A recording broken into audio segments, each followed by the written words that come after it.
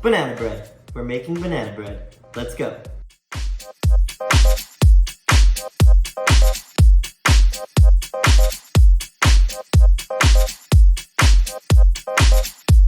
So here's what you're gonna need.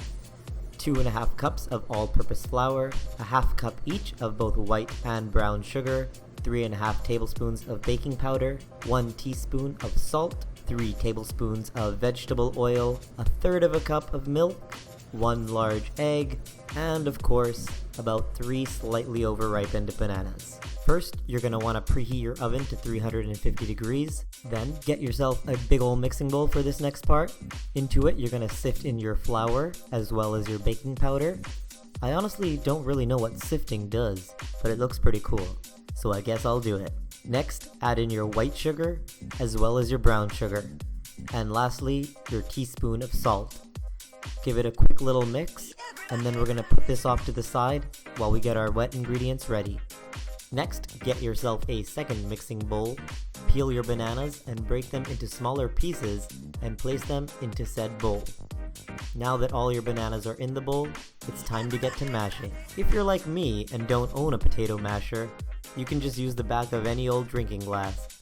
You're going to want to mash until you're left with something that resembles toothpaste. Banana toothpaste. That sounds disgusting, but trust me, it'll be good once it's all done. Into your banana paste, you are going to add in your milk and vegetable oil, as well as your egg, which you're going to want to pre-beat. Give it a quick little stir so that everything is nicely mixed together. Next, it's time to add your wet ingredients to your dry ones, and now the mixing begins. After realizing a whisk was a terrible tool for something so thick, get yourself a spatula to help. Oh, this is so much better. Now you're going to want to keep mixing until there is no dry flour left in your batter. Oh my god, this is very tiring. Keep on mixing. You can do it, Peter. Okay, now that everything is finally mixed together, we're going to put this off to the side so we can get our pan ready.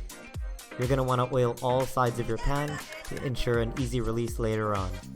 Looking back, I think I probably could have used a little bit more oil.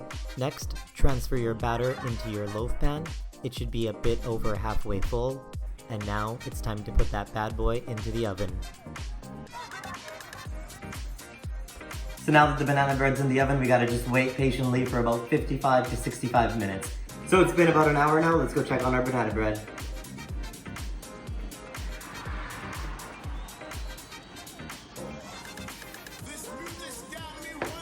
And there it is. Looks beautiful. Let's make sure that it's all ready. We're gonna take a toothpick and just poke it down the center. And if it comes out completely clean, that means it's done. So now you're gonna wanna let it cool completely, but first we gotta take it out of the pan.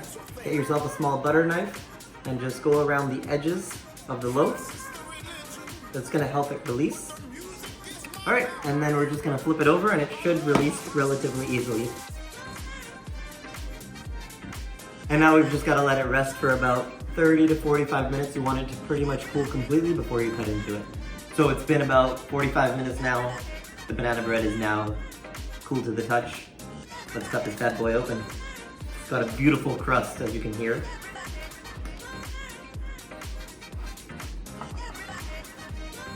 It's got a nice crispy crust and a soft interior. That's delicious. So you can see it's got a nice, soft, fluffy inside and a beautiful crust on the outside.